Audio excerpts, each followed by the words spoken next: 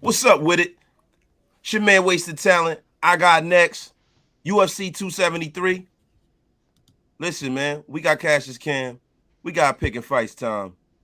I don't know if it gets any better than this, man. I really, really don't. And I'm gonna be honest with you guys. I can't figure out a cool ass way to start the show. I can't find the music, and I don't give a shit. We're going live right now, baby. Let's What's go. what's going on, fellas? What's going on, man? What's up, Wasted? I'm glad to Chilling, be man. here. What's Chilling, up, man. Tom? How you Tom, guys I'm doing? excited. Cam, I'm excited, man. We're all excited. UFC 273. We got fans, been talking about this card, man. We got a month of fights. Springtime is when everything picks up. Everything's starting to pick up now. This is one of the best cards we've had in a long time. Guys, I wanted to kind of get your idea of what you think about this card, who you think's going to win, get a little strategy. And I want to start from the bottom of the card and work our way up to the main event. So, fellas, what say you? Let's start at the bottom. Where we going here? I'm sorry. Your man Wasted is not the most prepared guy in the world right now. So what we're going to do is we're going to start at the bottom of the card. And let's go. Tom, what do you think, bro? So we're talking about Julio Arce versus Daniel Wiley Cat Santos. Yes, sir. All right. So Willie Cat, this is going to be his first UFC appearance here, and there's a reason it's on the bottom of the card. Looking at the odds, it's minus 200 on Julio Arce. I think a lot of that has to do with his experience, but a lot of times when I see that a guy's from New Jersey, and we're going to talk about Mickey Gall in a second, but I'm not going to pick against Julio Arce being from New Jersey. Damn His right. last fight against Song Yadong, I know he got TKO'd, but that's stiff competition. You have UFC level caliber competition that you're going in and you're fighting. I think in his last five, he's 2-3, so not great. But you got to talk about the people that he's beaten. I mean, he's beaten Julian Rosa with a head kick. He's beaten Andre Ewell with punches. So this guy has finishing ability, and we're looking at a guy, Daniel Santos, with his competition is just sketchy at this point. So I think the safer pick is going to be Julio Arce. What say you, Cam? I'm taking Arce, and it's based solely on the experience. I mean, Santos, we just don't know enough. He hasn't had tough enough competition to really evaluate his skill set at this level. Arce's got 10 finishes in 17 fights, and he showed that he can grind out a decision too. Um, Well-rounded, he hits hard, and he mixes stuff together well. So, I mean, I think it's a lock, but Yeah, that sounds great. That's very technical. I love the banter. But I'm going to be honest with you. I'm picking Arce just because he's from New Jersey. Fuck all the rest of this. Jersey over everything. We going with Arce. Next fight. Vidnik Pichinel versus Mark Madsen. Yo, Madsen, I mean, Pichinel is the favorite in the fight. Madsen's plus 100 for all my sick puppies who want to go out there and bet on this fight. Cam, I'm going to start with you, man. Who you got in this one, brother? so actually this fight has been moved to open up the main card, correct? Mm-hmm. Mm-hmm. And Mm-hmm. but it's second on the list. But Vince Pichel is an extremely well-rounded dude. He's a grizzled vet. He's got good striking. He can scramble to his feet. He's got good clinch work, and he's clever. His fighting style kind of reminds me similar to like a James Krause without the submission threat. Okay. Okay. Just a real durable dude. Madsen hasn't looked that great to me in his last couple of outings. He squeaked out a split decision over Guida. I mean, Guida has a tendency to make people look bad, so I'm not putting too much weight on that. But this guy Madsen, he is undefeated against like really, really thin competition. Very wrestling heavy. I just don't think he has the time or has had the time to be able to blend techniques this late in his career. And Madsen would be the safe pick based on style, but I think Vince Pichel is gonna do some tricky veteran shit, and I think he's gonna have a good night. It's just the feeling I get. This is a toss-up fight. It's even money, but I'm going with the versatile vet. Yeah, you have to, man. You got to go with the Swiss Army knife in the ring, man. Vince Pichel is a Swiss Army knife, man. He does everything at a baseline level. He does some things very, very well, but he's not exceptional at anything. You know what I mean? So you have to go with the guy with the ring experience, the guy with the he fought the better fighters. You know what I mean? It's just Vince Pichel is definitely, and I think Vince Pichel might stop him, to be honest with you. And that's gonna be my hot take. I'm All gonna right. push back on both of you here. You have Vince Vassell, 39 years old, against, I mean, also a kind of older Mark Madsen, but this is a guy who got bronze in Greco-Roman wrestling in the I think it was the 2008 2016. Olympics, 2016, 2016. I think it much was a sooner. So silver. I think it was a silver. okay, Yeah. okay, good, right, even better for my case, right? So you have a guy who's going to come in here, and ultimately, what this is going to boil down to is Madsen going to be able to take down Pichel and control him and use ground and pound. I think this one, it's either going to be a decision for Madsen or a finish by Vince here. I also am picking against Vince because he's from Simi Valley, and I think people from Simi Valley, like I don't like. He changed at Big John McCarthy's gym, and I also am not a huge fan of Big John McCarthy as of late. Oh, But the I think legend, the great ref. You don't like Big John? his podcast lately, I think he's one of those guys that's going to come in there and he's a grifter a little bit, where he likes to go against the grain with a take that doesn't necessarily make a lot of sense. I think he is getting a little bit on the, hey, I want to be popular. I want to be on the podcast. I want this to do well, and not as much focused on the actual fight. And it's kind of like what we talked about a little bit pre-show, where, hey, listen, some of this you want to have really good banter because that makes for a good show. I think John McCarthy is leaning into that a little bit too much. And I guess I'm a purist, right? Some people will say, "Oh, Tom, you pick a lot of favorites." Well, guess what? I'm 30-5 over the last 5 cards, right? I'm picking winners. So whether they win, lose, favorite, dog, I'm picking the guy who's going to win the fight, and I think it's going to be Mark Madsen. Yeah, yeah. Listen, man, I can't be mad at you for that. What I can say is that there are a lot of clickbaity kind of podcasts out there. There's a lot of guys that are out here. They're trying to get eyes on their stuff, and you can't really be mad at that, right? You know what I mean? I would rather put some quality out into the atmosphere like we're doing right here on Men of Order. You know what I mean? But listen, man, he don't have all the time in the world. And if the fact that he's one of the most, if not the most famous referee in the history of the UFC, it's not enough to bring people to his podcast, then nothing ever will. So Well, if takes that's are the take. bad takes, or he's certainly going to make an attempt with it. But I mean, back to this fight here. I think we've talked a lot about. I think wrestling is the best base for MMA right now. And I think a lot of times when you compare styles, I think the advantage goes to the wrestler here. So Look, I can't be like mad Mark at you, Madsen. bro. Listen, you might make me switch streams, but I'm going with Vince Pichel. You know what I'm saying? Listen, can't listen. I'm gonna have to for the sake of the show. But if he loses, you know what I mean? I won't be surprised. So listen, guys, we got to get into one of the most even fights, one of the hardest fights to pick on this card. Mackenzie Dern versus Tisha Torres, man. This is going to be a dog fight here, man. I mean, I'm going to be honest with you. I know both of you guys are picking against me. So, Cam, I'm going to start with you, man. You got to build the case for Torres because I know that's what you're going to say. Correct? Yep. Well, as you know, I'm a biased boxer, and Tisha Torres has got hands, and she's a spark plug. She's slippery. Mackenzie Dern does have excellent jiu-jitsu, but her wrestling's not elite. She hasn't shown me that she can maintain control long enough to get submission on Tisha Torres. I think the experience is going to play a factor in this. And Mackenzie Dern has been with Roca. She's been practicing her hands more.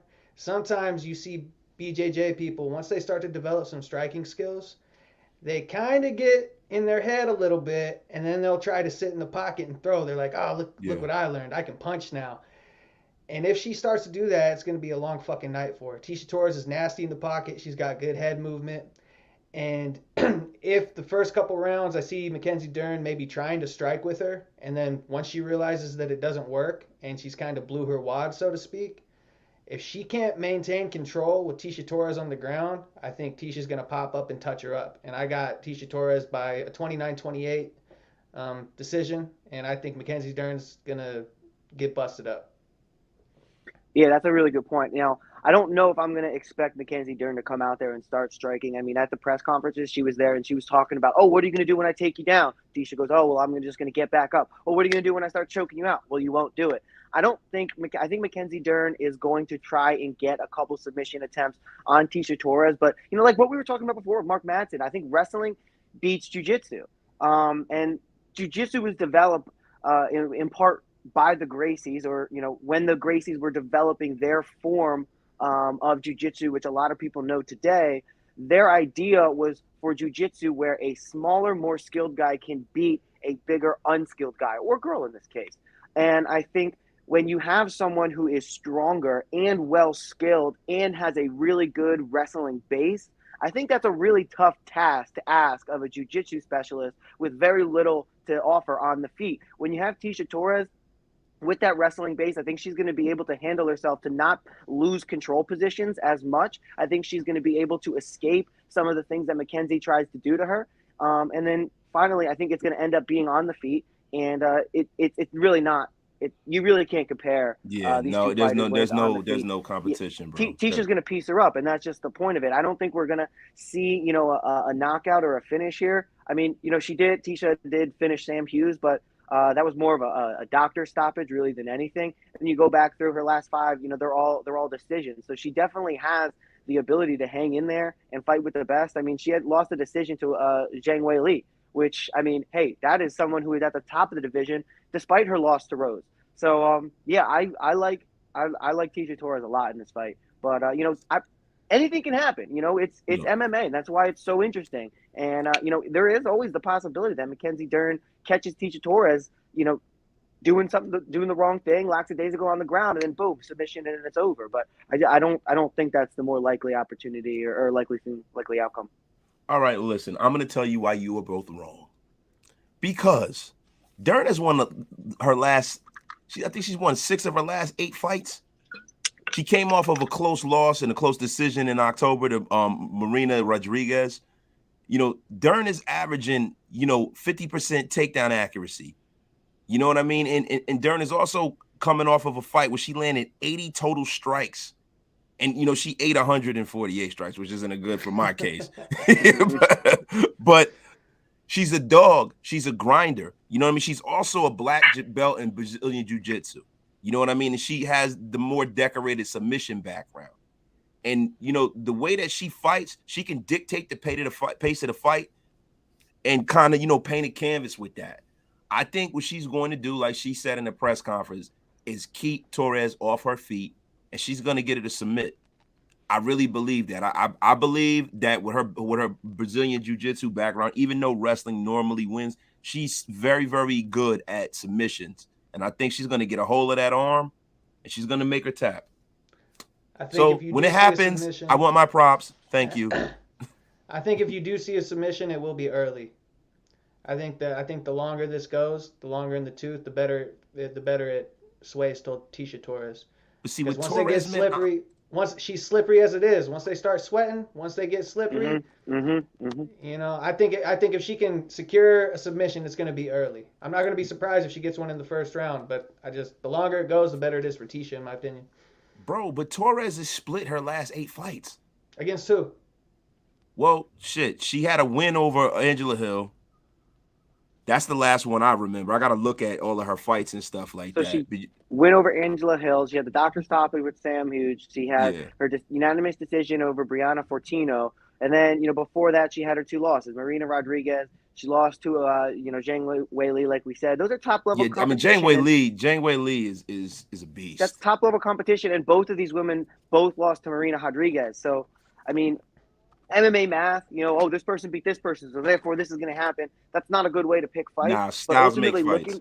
There's the styles that make fights, and I will, even if there are select instances where jiu-jitsu is going to beat wrestling. I'm not denying that that's the case and that can happen. More often than not, you're wrestling when you're skilled is going to be the jiu-jitsu. And have you seen Tisha Torres? She is a ball of muscle. I mean, she Yes, she is is. one of the most jacked women to weigh 115 pounds to potentially ever walk the face of the earth. So I like Tisha Torres. I like her quick twitch, muscle fiber ability in the pocket. Like Cam was saying, she's a grinder. She's right, especially in close. I like everything about her on the feet, and I think ultimately it's going to just it's going to come down to the feet. I don't think Mackenzie Dern, as it gets later into the later rounds, is going to be able to actually grab a hold of Tisha Torres because of the sweat factor and all of that. And Chance, what do you think? Chance says Waste is right. Thank you. So listen, let's move on to the middle of our card. We're getting up to the meat of the card. Pause. Gilbert Burns versus Chazvat. I can't pronounce his name. Khamzat Chimaev. I got you. Khamzat Chimaev. The K is silent. The K is silent. Khamzat Chimaev. Just like Khabib. He kind of looks like Khabib a little bit too. He looks like Nosferatu. Nosferatu, the old those 30s vampire movies. He does, bro. Yeah. He does. That's funny. Let me tell you this. I don't know. Are vampires tall? Is that like a thing? Is that like vampires like larger than life supposedly? Because if that's the case, Khamzat looks like a vampire even there. I mean, when you line these guys up and you look at when they faced off, they're supposedly both 170 pounds, but Khamzat is 4 or 5 inches taller. He's got a 5 or 6 inch reach advantage. He has no wasted muscle on him. A guy has 205-pound power. He can out grapple people at 85. I mean, he had a freestyle wrestling match against Jack Hermanson, who's an 85er and known for his grappling ability. And he out grappled him. He won by points. But I mean, at the end of the day, I think Khamzat is just a new beast. He has one significant strike absorbed in his first 4 fights, and that's against Gerald Meerschaert, who's on a win streak of his own. I think he has power on the feet. He has insane grappling ability, and he's here to smash. And back to what we were talking about: wrestling, jiu-jitsu. Gilbert Burns, he was originally at 155. He submitted only 2 people, unknown people at 55. He moves up to 70, has success, but not with submission. He has power in his hands, and it's a little bit like what Cam was saying. When guys learn that they have power in their hands, sometimes they get away from what got them to the dance in the first place, which is the jiu-jitsu. But again, I'm not convinced that even a world caliber talent in Brazilian jiu-jitsu like Gilbert Burns is going to overpower Khamzat Chimaev, because he hasn't done it for other guys at 170. So why is it going to be different when he's fighting a guy who's potentially an 85er? I don't see the path to victory for Gilbert Burns. I don't see Khamzat. He's not going to carry his power up that high. No. You don't carry your power with you. You lose power when you fight a bigger guy. So that's a done deal. And plus, Khamzat Chimaev is 900 years old. Let's just be for real here. He is a vampire. It's confirmed right here on this channel. He's a vampire. So you can't beat that. I agree with you, Tom. He's 900 years old. His body's only 27, though, which is a real key factor here.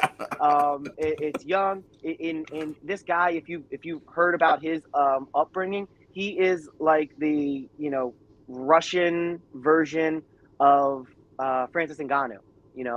This guy has been through everything, and pressure makes diamonds, and I think we got that in Khamzat Chimaev. Yeah, man, he's a different breed, man. The guys that come up like that, man. The intestinal fortitude that they have is unmatched. It's very, very hard to break somebody like that mentally. You know what I mean? It's just I don't see this fight going that long. I'm gonna be honest with you. Cam, what you think, brother? I agree with both you guys. The thing that kind of, when we talk about the weight issue, Gilbert made a comment. I'm not sure if it was in the embedded. He made a comment kind of referring to that he hopes that the weight cut affects Khamzat, which kind of makes me speculate that he's already kind of in Gilbert's head, being the bigger guy. And when so many people come out of the bushes to talk about this guy, like all the horror stories about his training partners and his coaches, I put a lot of weight in that. Especially when the guys that are coming out and saying it are guys like Sean Strickland and Darren Till. These aren't guys that want to admit that Like, yeah, this guy's getting the better of me. I'm getting ragdolled. The comparison with Jack Hermansson's not a small middleweight. Jack Hermansson's a very decently sized middleweight, and he's an excellent grappler. And I see a smaller Gilbert Burns, and I think back to when Colby Covington fought Damian Maia, and it was the opposite. Damian Maia was the larger man moving down, and Covington was slightly smaller at 170. But you saw that pedigree of wrestling that Covington had completely neutralized Damian Maia's elite level jiu-jitsu. Yeah. The difference here is that Chimaev will end your night quickly. Yeah, he definitely has that off switch. And I think what you're going to see is him get Gilbert into the clinch up against the fence, overpower him, and I think he's going to catch him with something nasty in close and follow him down to the ground and finish it. And it's going to be ugly, and this is a trebuchet for Khamzat to the belt. Gilbert's no slouch. Wait, hold on. We got to stop right here. Can you get Webster's dictionary in here? This man just said a trebuchet. That is the wasted word of the day, ladies and gentlemen. On my channel, we always have a wasted word of the day. Today, Cam, I need you to use that in a sentence for the wasted word of the day for all those out there. Trebuchet. My neighbor was annoying me, so I loaded a large rock into a trebuchet and shot it at his car. You know what? Good. I think I'm going to use it. Synonym being catapult. Listen, you know what I'm going to use? I'm going to trebuchet my ass into this next pick right now. We got Aljamain Sterling versus Peter Yan. This is probably the most even money fight. Both of them are champions. You know what I mean? I know we're probably going to have a few dissenting viewpoints. Tom, warm it up, brother. What you got? Well, listen, I was taking Petr Yan for almost the entire build-up to this fight. Something about me on Thursday clicked where I go, you know what? I don't think that's going to happen, guys. I think looking at Aljamain Sterling as a plus 340 underdog, my eyes light up with dollar signs like I'm Mr. Krabs from SpongeBob. I mean, I think when you look at these two guys, you go back and you watch the first fight. Aljamain Sterling definitely won the first round. The second round, you could see the gas starting to, his stamina starting to erode. And by the third and the fourth round, the takedowns that Petr Yan was getting weren't due to an insane amount of power or skill. Aljo was tired, and he was throwing giant spinning things. He was throwing kicks that ended himself on the back. He was tired, and he was trying to overextend himself. And he was trying to not let Yan know that he was tired, but he clearly was. And he was still landing shots. And you got to imagine that if he was able to conserve his energy for the majority of that fight, not have those championship jitters, I really think that would have been a much more even fight. And even after the disqualification, one of the three judges had Aljo ahead. This is a guy you cannot discount his ground ability. It's not like we know Yan to be a fantastic grappler. Yan is majority of his time is spent on the feet, walking forward, fighting straight. Aljo, he's called the Funk Master for a reason. He's kind of like he's kind of like striking Ben Askren in that regard, where he's throwing shots from a lot of different angles. He's coming at you weird. He's kind of herky-jerky in the way that he approaches his striking. And I think that can potentially offer a lot of issues to Petr Yan, a guy who, I know straight shots can beat looping shots, but when the guy's at all different angles, it's really hard to find him. And then if that same guy is trying to take you down and you know that he has this crazy jiu-jitsu and submission ability, I think a lot of that. And then the last point I'll make here, Aljamain Sterling, for the majority of his life, was training with a bum neck. He had issues with his neck, and listen, wasted. If you were champion, right? No matter how you got the belt, and you have to go and defend it, and you know you need neck surgery, why would you get neck surgery after you defend the belt? Wouldn't you want your first title defense to be 100%? Well, that's what Aljo did. So that's why he had a layoff. Now, I don't approve. I don't like the way he, I like his initial reaction to winning the belt, where he threw it down. He's like, you know what, I want to win this for real. But then he started leaning into it that he was champion. It was kind of a heel turn, maybe Colby Covington-esque.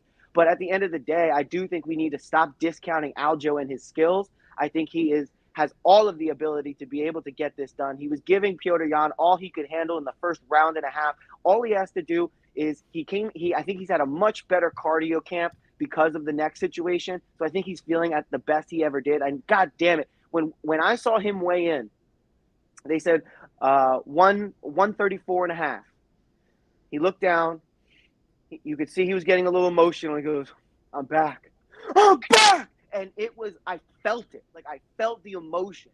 Petr Yan, he's yelling and he's doing this. I kill him. I kill him and his team. Not Saturday. Now, I kill him. I don't like the anger from Yan. When you fight angry, you make mistakes. When you fight motivated, you don't give up. It's like Volk. When he was in the guillotine from Brian Ortega, there was no fighting him. He was like, you are not taking this from my family. Gets out, gets himself into an armbar triangle, gets out of that, and beats the shit out of Brian Ortega. And Brian Ortega, they probably could have stopped that fight after that third round. So here's the thing. And then I go back and I watch that fight and I go, Volk, damn, like that emotion that builds up. He's like, you're not taking this from me and my family. I see that with Aljamain Sterling, and I think Aljamain Sterling wins. And at every passing second that I talk about it, I get more and more convinced Aljamain wins by decision. Devin, you need the style and profile. I got hyped up. You need to shimmy a little Ric Flair up in here, baby. Listen, I think Aljamain Sterling, with all of that, is going to get his ass beat. He is going to. Aljo is a jabroni. Yan is going to break his neck again. Cam, what do you got to say about that? Hey, here's a fun fact. Petr Yan's whole corner was denied visas of coming to this fight. Petr Yan does not have his original corner with him. He's going to need him. As a guy that fought without a corner man before, and I'm not anywhere near the level of these guys, I got my ass beat. All right? And I think that's going to play a huge role in this, especially because you're talking about like language barriers. You're talking about people that aren't used to communicating with Petr Yan while he's in a firefight. I do think the neck injury was preventing Sterling from sparring. I've trained with a lot of guys that had neck injuries. You're not going to be sparring. I think that was one of the main reasons why his cardio was shot. The pace, I think he can maintain that first round pace in spurts over the course of 5 rounds if he's in shape. See, the thing about his conditioning, Cam, and I don't mean to push back real quick. The thing about it is that I think too much is made of Aljamain Sterling's lack of conditioning based off of the pain factor that he was dealing with. A lot of that shit is not really conditioning, it's pain. And I'm kidding around. I'm really rooting for Aljo, man. It's just that we can't all agree on every fight, and I'm grifting right now. I have to be real right now. So just for the sake of the show, I'm gonna pick Yan, but my heart is with Aljo, man. I'm a big fan of his, man, and I hope he wins. Sorry, man. I you know what? I gotta reel you too, and you guys are like fight dictionaries and shit. I gotta reel y'all. We'll be on here for 3 hours, and you guys are gonna miss the damn fight, man. It's almost 5:30, so that's true. That's true. Sorry, Kev. Sorry, I didn't mean to cut you off, brother. I gotta reel y'all in. Wait, No all right. The final countdown. Volk versus Chan Sung Jun, the zombie. We all know who we think's gonna win. Just let us know how Volk's gonna beat this man's ass, because we know Volk's gonna win this fight. Let's just be for real here. I'm not even gonna throw it up and say, who do you think's gonna? We all know Volk's. If you got half a brain, you know Volk is gonna win this fight. This is pound for pound one of the best fighters in the sport right now, maybe the best. So, yo, Cam, you go, and then my brother Tom, you got to wrap this up and put a nice little neat bow in it, man, because you are ESPN ready out this bitch. Yeah. I'm saying pound for pound, Volk is in the top 3, undoubtedly. I think he's interchangeable with a few of those guys, and that's kind of just a subjective opinion-based thing. But skill for skill, he's one of the most well-rounded guys in the UFC, not just of this era that probably we've ever seen. I think we're going to see Volk get that finish that he needs to kind of solidify him as like this headliner. I don't know where all this shade comes from. I kind of get like DC vibes, like when DC used to get all that shade during the John Jones saga and stuff like that. It's like, yeah, people don't go out of their way to hate on Volk, but they kind of just don't give him the dues that he deserves. I don't know what it is. He seems likable enough to me. I think you're going to see heavy leg kicks from Volkanovski. Zombie likes to plod forward. and he absorbs too much damage. And if you saw the fight with KZ and Brian Ortega, I don't like MMA math either, but Brian Ortega touched him up. He looked amazing in that fight. Zombie ate every last bit of it, but he takes too much damage, and Volk's not the guy that you want dishing it out. He's got amazing counters in the pocket. I think he's going to beat the shit out of that lead leg, and he's going to get himself a highlight reel finish. Probably, I'm calling about the third round. Middle of the third round, he puts him on his back, finishes him with ground and pound. I love that, Cam. I love that. And, there's a lot of things that you said about the Zombie, but it really boils down to this for me. Initially, this fight was supposed to be in March. It was supposed to be Alexander Volkanovski versus Max Holloway 3. Max Holloway got hurt, had to pull out. They tried to make the fight with the Korean Zombie. The Korean Zombie didn't want it. He said, in March, I'm too injured. But I could do it in April, though. How are you too injured with an undisclosed injury in March, but you can fight in April? Right? That's number one. Number two, the Korean Zombie is 35 years old. The Korean Zombie has a YouTube channel with millions of subscribers. The Korean Zombie is a phenom in South Korea. He has a TV show. He has an energy drink. This man is set. It's really hard to wake up and have that ability to plot forward and to deal with whatever Volk is going to give you, and then have that wherewithal to not give up or not to give out or to keep coming when you're sleeping in silk pajamas. It's almost like the Conor McGregor effect. I'm not discounting anything about the Korean Zombie, but to what Cam said, he does plot forward. He does scout punches where he leaves his chin out there. And the thing about and Chan Sung Jung traditionally has done well against a shorter, stocky opponent, but Volk is a different beast. He's the same animal, but a different beast, to put it in the words of the late, great Kobe Bryant, right? I think he's a different beast and the same animal. And the same animal. Yeah, right, exactly. And I messed that up.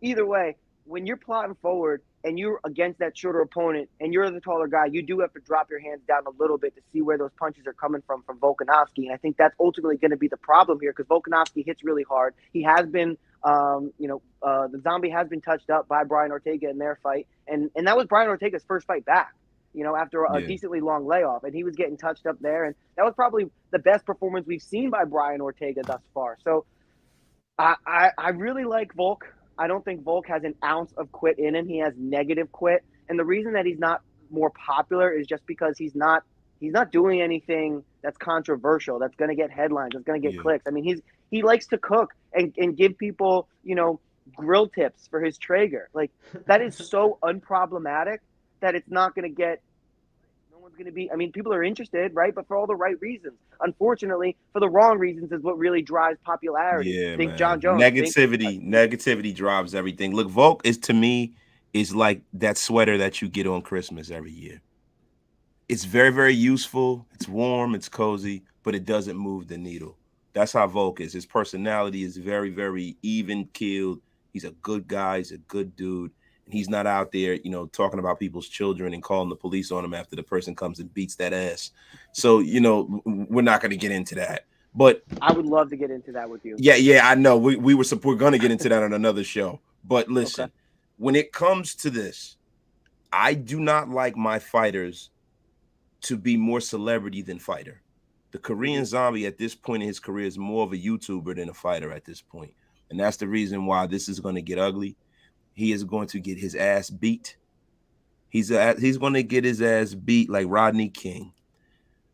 We have all seen that video growing up, and that was an ass whipping and a half. That is what's going to happen tonight, ladies and gentlemen. Everybody, I want to thank my two brothers for coming on here, Cassius Cam, Pickin Fights Tom. Yo, we're hyped. The fight is about to come on. We're going to go watch the fight. We're going to go and we're going to post on our Twitter account all of our picks. Some of my picks were very grift worthy. I'm not going to lie, because we can't. Listen, I was going to rename this show The Echo Chamber because we all agreed pre-fight. So I had to change it up a little bit here. But this is more so for all the sick puppies out there who are going to make informed choices on gambling. We are in no way giving advice. But if I'm saying if you're going to go and gamble, stay thirsty, my friends. Have a good night. We out of here, y'all.